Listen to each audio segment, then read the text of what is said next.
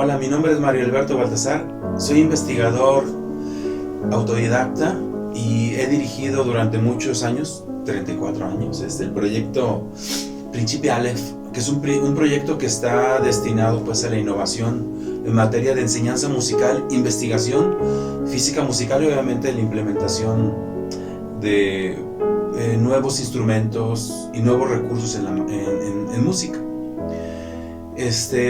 Yo hace un tiempo que me he enfrentado obviamente a las objeciones. Son objeciones perfectamente razonables con respecto a la pretensión, en este caso la pretensión original de Julián Carrillo de hacer una partitura que se lea a primera vista, que se lea y se escriba como se escribe una carta, un mail.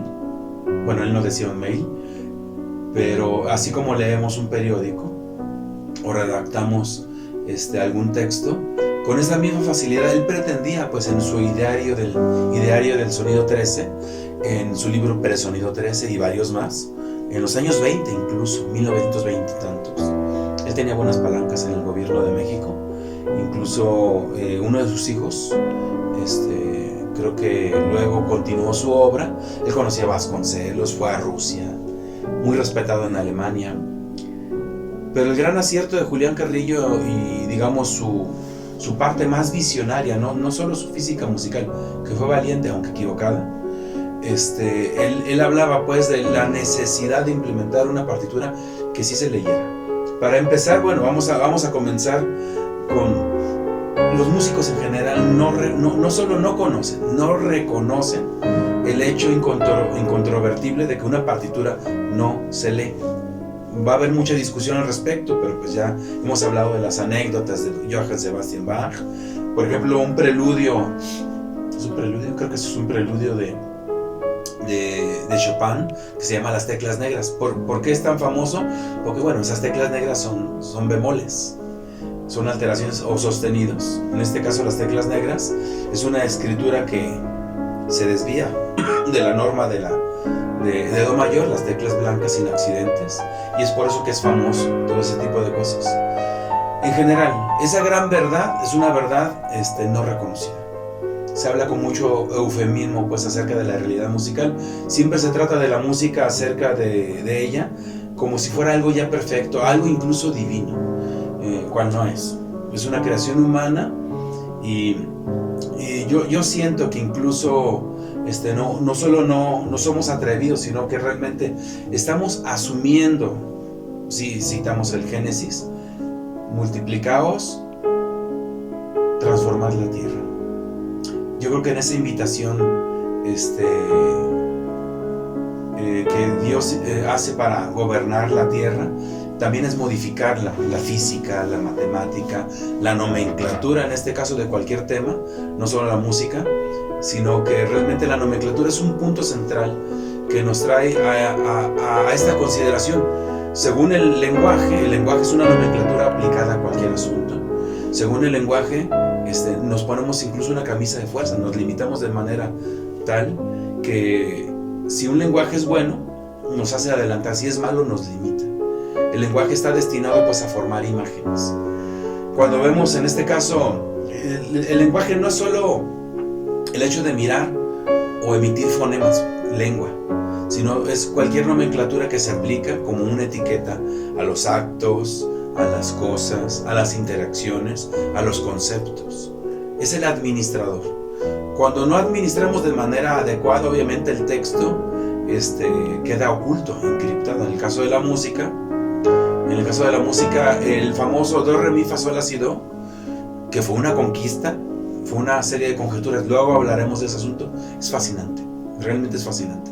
Históricamente hablando, las teclas blancas del piano provienen de una especie de extensión lógica que nuestra mente hizo de una manera silenciosa, sin palabras, de las conquistas de China con la pentafonía, de las conquistas de Grecia con los 7 tonos, el do, re, mi, fa, sol, la, si, el Imperio Romano con el canto llano, llamado también ambrosiano, luego canto gregoriano.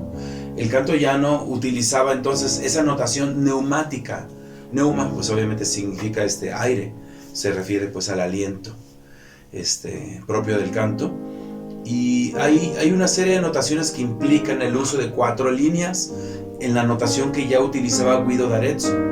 Ya implicaba un espacio vital donde un puntum quadratum, una nota individual subía o bajaba en un espacio vital. En este caso la clave original era la clave de Do, pero hay que reconocer que ya en ese momento hubo un gran tropiezo en la cultura de la escritura musical, porque realmente hay que reconocer, en una trama de líneas y espacios no es fácil distinguir ni discriminar de qué nota estamos hablando, no es fácil. He hecho notar también en la locución anterior que en ninguna partitura jamás encontraremos do, re, mi, fa, sol, la, si adosado a las notas, es decir, las sílabas no tienen nada que ver con la partitura realmente. Si se agrega la armonía, se agrega en las letras A, B, C, D, F, G, que es conocido también popularmente como la notación americana, muy utilizada en la notación de la armonía, los acordes en la guitarra, en el piano, muy perfecta en el uso del jazz, pero de una manera fenomenológica desconectada, es decir, términos musicales que uno conoce como términos musicales, pero que en realidad no están hablando de la música, es decir, realmente la música no hay nada como mayor o menor o sostenido. Esos son términos culturales y bueno, de una u otra manera es lo que vamos a trabajar. Julián Carrillo, cuando propone el uso simple de 12 números, él lo justifica de esta manera. Tenemos un teclado que tiene do, re, mi, fa, sol, la, si, que son 7 notas, y 5 teclas negras, que son grupos de 2 y de 3. 7 más 5, 12. Él razona de una manera perfecta y dice, los números van a ser del 0 al 11. Él lo hace a semejanza del horario, es decir, comienza con 0, termina con 11, y al volver a 12, vuelve a 0. Entonces a mí se me hizo, digamos, muy venturoso, porque de una u otra manera hay cierta mnemotecnia en lo que él eligió, Julián Carrillo. Mucha gente obviamente pues pone objeciones, porque como decía mi amigo Sergio, un amigo que él entró a la escuela de música también, un tiempo después, él me comentaba con cierta molestia, se lo notaba en el rostro, él me decía, bueno, ¿y por qué inventar lo que ya está inventado? Yo pues, me daba cierta sonrisa, porque yo le decía, es que realmente la gran verdad no reconocida de la música es su no lectura. Por ejemplo, otra anécdota muy conocida es cuando se hizo hubo una película de animación, creo que no es stop motion, no, era la de Día de Muertos. Esa película se contrató músicos mexicanos. Entonces, la intención obviamente era que se interpretara música por músicos mexicanos, pero no se hizo al final porque ninguno de los músicos mexicanos leían partitura. No solo digamos con la suficiente destreza, sino simplemente no leían partitura. Tuvieron que echar mano obviamente a gente pues de estudio.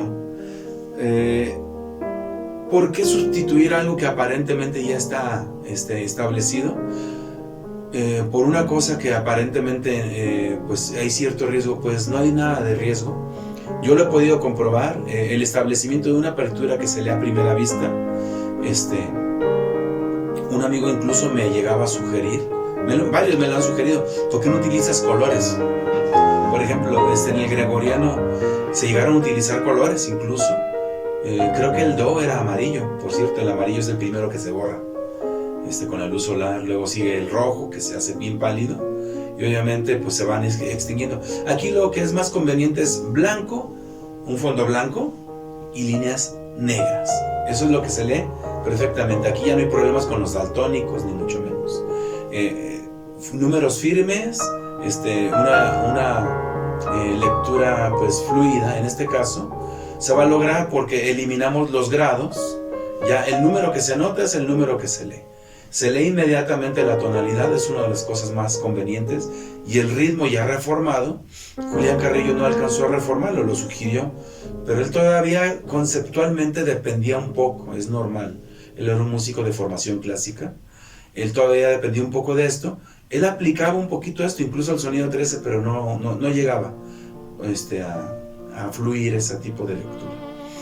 Entonces, la justificación real de utilizar esto proviene del hecho de que uno va a administrar realmente la música y cualquier actividad a partir de un lenguaje como un traje a la medida. Es decir, no meterle más datos de los que uno no necesita. La pureza del texto, tal como lo escribió Beethoven, Mozart, Chopin, o incluso, ¿por qué no?, los Beatles, los Tigres del Norte. Es decir, por ejemplo, tenemos un ejemplo del caso del Mariachi Vargas de Tecalitlán, todos lo conocen. Es un caso muy curioso porque es un caso en el cual el mariachi se establece incluso culturalmente casi como un canon, es decir, la función de la vihuela es muy establecida, la función del violín 1, violín 2, violín 3, las trompetas si las hay 1, 2 o 3, el guitarrón, la función del cantante y hasta las segundas que se establecen, el uso de la arpa, acercan al mariachi a la orquesta sinfónica, a los ensambles de cámara. Es decir, cuando uno escucha Brandenburgo 3, prácticamente uno no nota la diferencia si lo hizo la Filarmónica de Berlín, la de Moscú o la de Jalisco, porque como tienen exactamente un tratamiento muy específico de los roles, en este caso, de la música ya escrita, entonces obviamente se reconstruye de una manera muy textual, muy fiel. ¿Por qué no hacer este mismo esquema, digamos, al interpretar a los Beatles? Es decir, alguien va a utilizar el rol de la guitarra 1, la guitarra líder, de la guitarra que armoniza también, la guitarra 2, y obviamente el bajo, y en este caso batería o percusiones, si hay teclado, si hay piano, trompeta, saxofón. Yo creo que eso va a hacer que la gente crezca, porque a la par, yo muchas veces le digo a mis amigos, a mis alumnos, algunos me preguntan, ¿cómo aprendiste piano? Es que mi maestro fue Chopin. Suena como muy anecdótico, pero en realidad, cuando yo estoy leyendo el texto, estoy leyendo a Chopin, tal cual. Lo mismo cuando uno lee Vivaldi, es una escuela enorme. Entonces, si uno ya logra penetrar, digamos, en ese significado, en ese texto, y si le damos ese tratamiento, más que nada ya vivo, porque siempre ha estado entre nosotros. Hay algunos textos que, por ejemplo, Bach, en la tradición Bach llegó a morir, de hecho, fue reconstruida. La tradición de Chopin está viva todavía, la de Beethoven, hay varias escuelas, pero lo cierto es que cada vez nos estamos acercando pues a una notación mucho más perfecta, mucho más específica. Es el intento. Ahora, ¿qué es lo que sigue? ¿Qué es lo que se propone? Porque obviamente esto no viene a ser nada más una mera plática de café para arreglar el mundo, sino realmente la propuesta es esta: traducción entonces de obras completas, la creación de una plataforma muy específica para poder hacer que haya alumnos ya especializados en cada rama, digamos, alientos, maderas, metales, percusiones, y eso diversificaría de una manera muy específica y haría que cada alumno pudiera incluso contemplar no solo la parte que le corresponde, que a veces es mínima, sino la parte general. Ya una vez que hay ese tipo de cosas, yo aseguro y auguro que el alumno en general va a ser un multiinstrumentista, va a tener la capacidad de traducción, arreglo, composición, incluso el rescate del acervo cultural. Mucha de la partitura hoy en día se está perdiendo. Yo sé que mucha partitura también ya está respaldada. Hay que hacer un esfuerzo editorial e insisto, no puede hacerse un esfuerzo editorial si se desaparecen las fuentes. Hay que conservarlas. Está el caso también, por ejemplo, de los que restauran un mural de Da Vinci. Por ejemplo, está el mural de Da Vinci, por ejemplo, de La Última Cena, y alguien llega y restaura el mural y empieza a poner plastras y a corregir todo, ¿no? Y el error del que restaura ese mural es pensar que su restauración es definitiva. Yo no pretendo que mi restauración es definitiva, es una propuesta, puede mejorarse seguro. Y sí sería un error desaparecer las fuentes originales, los manuscritos, las transcripciones, las traducciones. Hay unas que tienen mucho mejor digitación, otras que tienen datos marginales a pie de página. Entonces todo eso yo lo que creo es que debe de conservarse para no correr el riesgo. Eso pasó con el gregoriano 2-3 veces, se restauró y desgraciadamente se perdieron las fuentes originales. Y muchas veces tenemos ya un gregoriano reconstruido, pero antinatural. Un ejemplo, en el caso del canto, yo le comentaba a varios amigos sacerdotes y religiosas monjas, el caso del canto gregoriano, que muchas veces, no sé si ustedes lo han visto, que están en un templo y está el eco natural, a capela, por eso se llama capilla, a capela. Está el eco natural que hace que persista un poco el sonido y se escucha un poco fantasmal, porque el mismo sonido se ensambla consigo mismo y forma de repente armonías como incidentales. Y se escucha bien, pero a veces da miedo, porque dices, Pater noster qui es in celis, y empieza a encimar. Santificetur nomen tuum. Cualquier niño entra a una iglesia y dice, ay caramba, eso suena como que medio tétrico. Lo cierto es que el canto en su origen era un poquito más fluido. Es decir, muchos cantantes, cuando no les alcanza el aire, eso es señal inequívoca de que no está la velocidad correcta. Por ejemplo, cuando no alcanza el aire para una frase, pues hay que acelerarla. Y realmente el canto llano procede de un canto del pueblo. Pater noster qui es in celis, sanctificetur nomen tuum. Más variado, más vivo, más... y a veces pasa eso, que la escritura los mata. Mata todo este tipo de cosas. Obviamente no tenemos ninguna grabación original de los cantos ambrosianos y gregorianos, y se han reconstruido de una manera incluso no solo hipotética, sino artificiosa. Entonces sí sería importante que en este proyecto de recuperación, digamos, del acervo musical mundial, sí se elaboren, por ejemplo, aplicaciones capaces de tomar. Ya hay muchas fuentes masivas de la música que no solo están en PDF, sino que gracias al avance tecnológico podemos traducirlo directamente del PDF a un MIDI. Un archivo MIDI es un archivo que son instrucciones ejecutables que ya tienen una serie de tesituras, piano, violín, cello, timbres muy específicos que uno ya puede utilizar de manera universal. Es un lenguaje universal, el lenguaje MIDI. Si pudiéramos ya hacer una conversión masiva, y efectivamente la partitura de Julián Carrillo sí es la solución, porque sí se lee a primera vista. La partitura que yo ofrezco obviamente es una partitura de Julián Carrillo reformada, no en relación a que yo pretenda nada. Eso es un hecho, alguien lo tenía que hacer, lo hice yo, no hay ningún problema. Simple y sencillamente lo que me ha movido a esta reforma es que sí se lea perfecto, que no se atore, y obviamente pues el siguiente paso es exactamente una traducción masiva. Implicaría, si tenemos ya las partituras, ya está, yo creo que un porcentaje muy importante del acervo cultural escrito ya está hecho, de hecho, en PDF.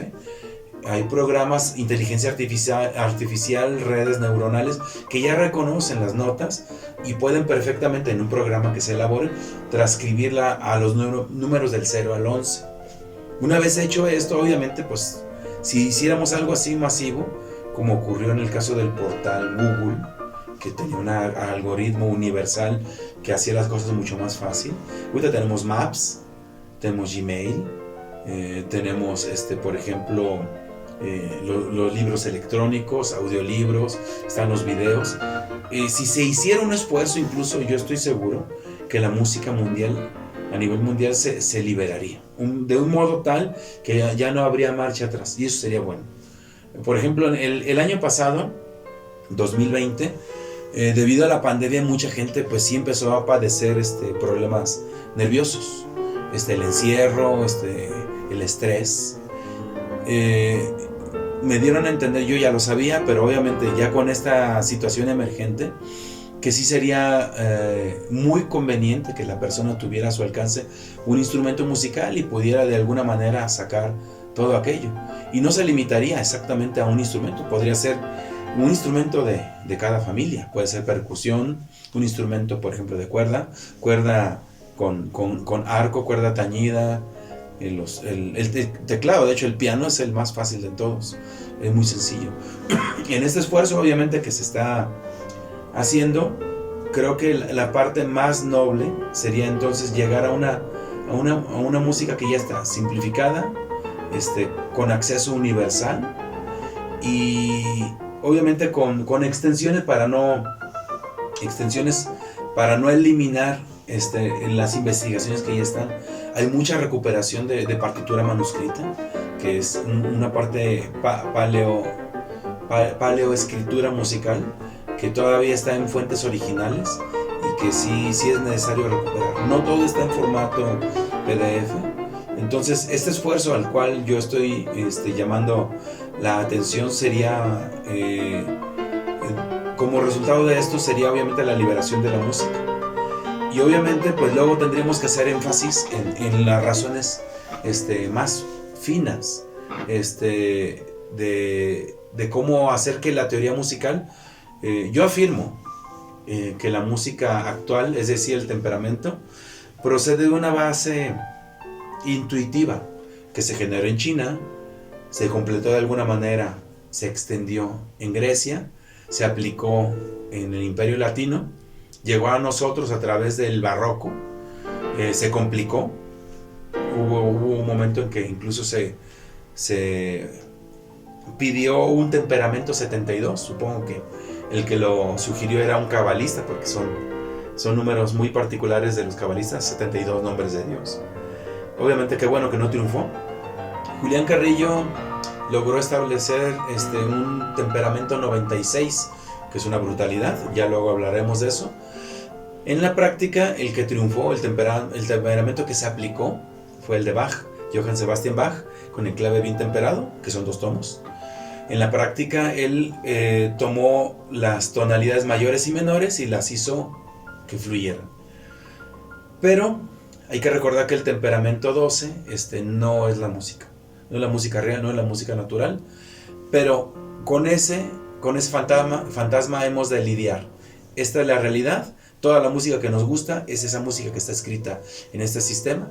Ya luego habrá manera de abrir esa pretensión del microtonalismo, que de alguna manera en Oriente, en Turquía, digamos en los árabes, en los armenios, de alguna manera, los gitanos ya practican una especie de microtonalismo.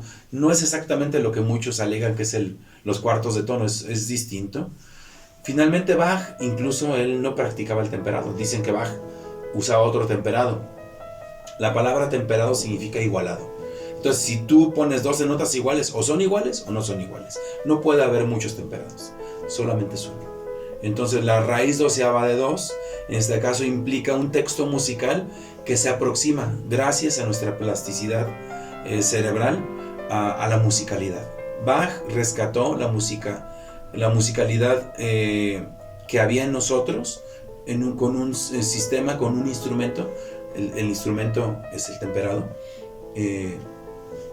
inexacto, incongruente.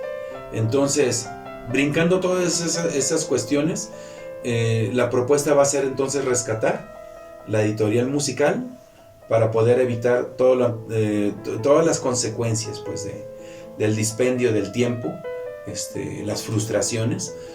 Finalmente, cualquier persona que realmente quiera va a poder tocar con facilidad y meterse a los textos ya conocidos. En las próximas entregas, yo pretendo ahondar un poquito más en las justificaciones, y no solo eso, sino vamos a ver también en cómo a partir del pentagrama, a partir de los grados do, re, mi, fa, sol, la, si, do, de los grados, de lo mayor, de lo menor, de lo aumentado, de lo disminuido, podemos eliminar toda esa jerga, toda esa terminología pesada, y al final darnos cuenta que el elemento principal de la lectura musical estaba enrarecido, ¿sí? Entonces, ya viendo eso de otra manera, podemos implementar ya en las siguientes entregas, quizás una especie de exposición general. ¿Qué significado tiene una partitura con sus claves, armaduras, accidentes? Y cómo se puede traducir y aplicar. Sería casi un curso de lectura-escritura para que una persona pueda implementar a partir del acervo que se va a publicar en internet próximamente, PDFs. Se va a hacer el esfuerzo, primero a mano, luego tendremos que aplicarle un poquito de esfuerzo económico para desarrollar las apps y los programas, los software pertinentes, con la intención obviamente que sea lo más barato en el peor de los casos, o quizás libre incluso, ¿sí? Para que se publique y que la gente haga como una especie de... La intención es como una red social musical, como una especie de plataforma libre de músicos, en la cual una persona obviamente haga sus aportaciones, donde alguien diga, esta es mi traducción de la quinta de Beethoven, esta es mi traducción del Nocturno 1 Opus 9 de Chopin, ¿sí? Obviamente pues se va haciendo a eso, va a haber traducciones pues digamos sin digitación, sin nociones técnicas, o otras que sean digamos como para poder realizar presentaciones mucho más especializadas. Esta es la intención, y obviamente pues se va a extender tanto cuanto sea necesario, es decir, que la gente pueda aplicarlo al teclado, al piano, a la trompeta, al saxofón, a la batería. Y pues esto es solo el comienzo, solamente es el comienzo de un esfuerzo al cual obviamente pues comenzó Julián Carrillo, y yo he debido continuarlo, y pues hay una invitación ya extendida en general para que la gente aprenda esto y pueda incluso dar clases libremente, es decir, baje las partituras, pueda aplicarlo en su vida diaria.